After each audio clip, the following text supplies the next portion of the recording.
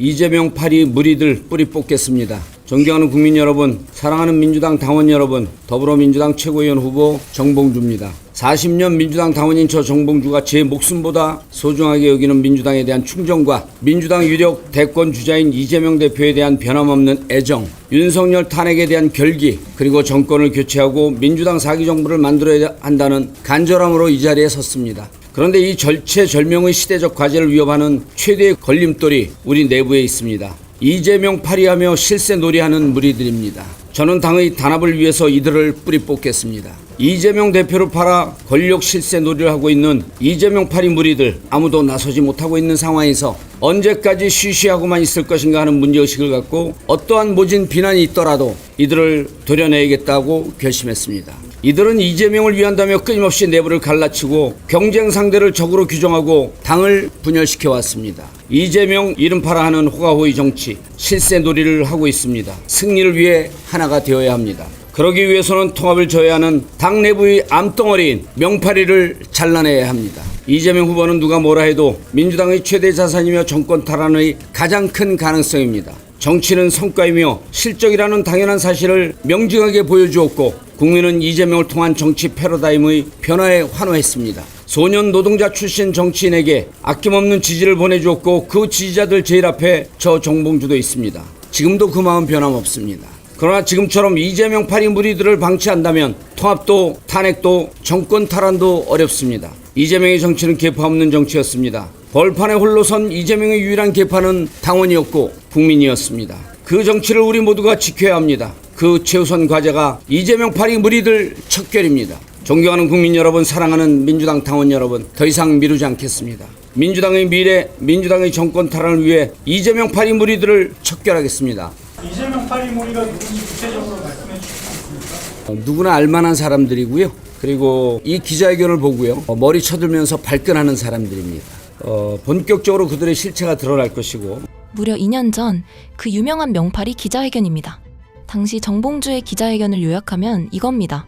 이재명 대표를 팔아 권력 실세 놀이를 하는 사람들이 있다.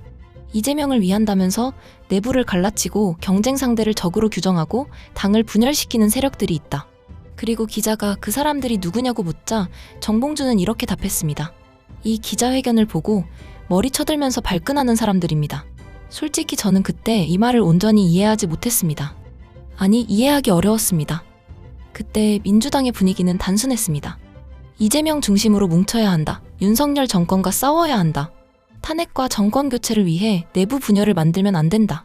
그런 시기에 정봉주가 갑자기 이재명 파리, 명파리, 이재명 이름 팔아 실세놀이하는 사람들이라고 하니까 저를 포함한 많은 사람들은 이렇게 느꼈을 겁니다. 왜 지금 내부를 향해 칼을 드느냐? 왜 이재명 대표를 중심으로 뭉쳐야 할 때 분열의 언어를 쓰느냐? 저 역시 그때는 정봉주의 표현이 너무 거칠다고 생각했습니다. 정봉주가 선을 넘었다고 봤습니다. 그리고 실제로 정봉주는 그 말 때문에 사실상 정치적으로 매장이 됐습니다. 특히 정봉주가 몰락한 결정적 계기는 따로 있었습니다. 이재명 대표는 작은 비판도 못 참는다. 그런 사람이 대통령이 되면 안 된다는 취지의 말을 사석에서 했다는 내용이 알려졌기 때문이었습니다. 이 발언은 분명히 거칠었습니다. 당시 민주당원들의 입장에서는 온전히 받아들이기 어려운 말이었습니다. 정봉주가 이 지점에서 선을 완전히 넘었다고 느낀 사람들도 많았고 저 역시 그중 한 사람이었습니다. 하지만 지금 와서 냉정히 생각해보면 정봉주의 이 발언이 왜 나왔는지 그 정치적 맥락도 다시 살펴볼 필요가 있습니다. 당시 정봉주는 최고위원 경선 초반에 1위를 달리고 있었습니다. 그런데 이후 당시 이재명 대표가 김민석을 챙기는 듯한 메시지를 냈고 정봉주는 급격히 견제를 받는 위치가 됐었죠. 정봉주 입장에서는 자신이 당원들의 선택으로 1위까지 올라갔는데 지도부 또는 대표의 의중에 따라 한이 흔들린다고 느꼈을 가능성이 있습니다.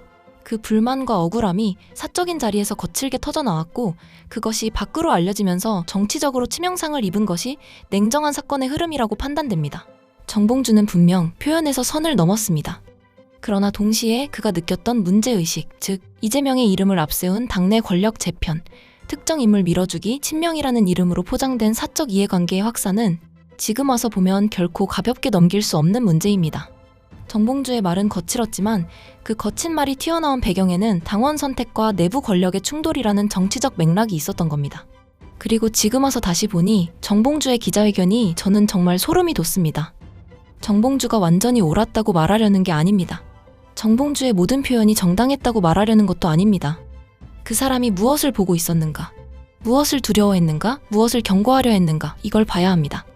그리고 지금 민주당 내부에서 벌어지는 일들을 보면 정봉주가 그때 말하려 했던 문제의식은 다시 평가해야 한다고 봅니다. 정봉주가 말한 명파리는 단순히 이재명을 지지하는 사람들을 공격한 말이 아니었습니다. 진짜 이재명 지지자를 비난한 게 아니었습니다. 그가 겨냥한 건 이재명의 이름을 앞세워 자기 정치를 하는 사람들이었습니다.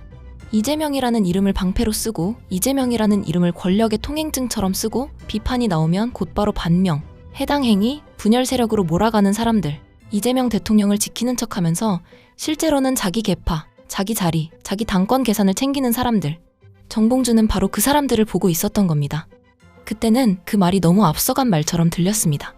하지만 지금은 어떻습니까? 김용남 같은 후보를 두고도 명픽이라는 말이 나왔습니다. 의혹을 제기하면 반명처럼 몰았습니다. 당원들이 분노하면 일부 세력이라고 했습니다. 민주당 후보를 검증하자고 했더니 해당 행위처럼 취급했습니다. 김용남을 지지하지 못하겠다고 하자 다른 당원을 하시든가라는 말까지 나왔습니다. 이게 정말 친명입니까? 정봉주가 말한 명파리가 바로 이런 정치였다면 저는 이제 그 말을 다시 들어야 한다고 생각합니다. 저는 솔직히 지금 와서는 정봉주에게 약간 미안한 감정까지 듭니다.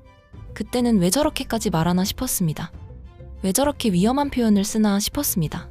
왜 자기 정치 인생을 걸고 저런 기자회견을 하나 싶었습니다. 그런데 지금 보니까 정봉주는 어쩌면 너무 일찍 본 겁니다. 당 안에서 이재명 이름이 어떻게 사용될 수 있는지, 친명이라는 이름이 어떻게 권력의 장식품이 될 수 있는지, 진짜 지지와 이름파리가 어떻게 다를 수 있는지, 그리고 그 차이를 구분하지 못하면 민주당이 어떤 위험에 빠지는지, 정봉주는 그걸 너무 이른 시점에 말해버린 사람처럼 보입니다. 물론 그렇다고 해서 정봉주의 모든 행동이 정당화되는 건 아닙니다. 정치는 표현도 중요합니다. 말의 품격도 중요합니다. 동지를 비판할 때의 선도 중요합니다. 정봉주는 분명 그 선을 넘은 부분이 있었습니다. 그러나 표현이 거칠었다고 해서 문제의식까지 묻어버리면 안 됩니다. 그때 우리가 정봉주의 표현에만 분노하느라 그가 던진 질문을 제대로 보지 못했던 건 아닌지 돌아봐야 합니다. 정봉주가 던진 질문은 이것이었습니다. 이재명을 진짜 지키는 사람은 누구인가? 그리고 이재명의 이름을 팔아 자기 정치를 하는 사람은 누구인가? 이재명 대통령이 말해온 정치는 무엇입니까? 실용과 민생, 개혁과 성과, 그리고 국민의 삶을 바꾸는 정치입니다.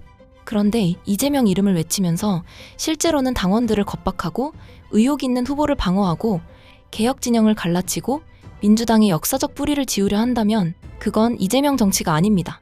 그건 이재명 파리입니다. 정봉주가 말한 바로 그 문제. 우리는 이제 친명이라는 말에 속으면 안 됩니다. 이재명 대통령을 외친다고 다 민주당을 지키는 사람이 아니었습니다. 정치인은 말이 아니라 행동으로 봐야 합니다. 누가 검찰개혁에 앞장서는가? 누가 당원 주권을 지키는가? 누가 문재인을 민주당의 역사로 존중하는가? 누가 민주당의 도덕적 기준을 지키려 하는가? 그걸 봐야 합니다. 반대로 누가 이재명 이름으로 비판을 막는가? 누가 당원들을 세력으로 모는가? 누가 문재인을 지우려 하는가?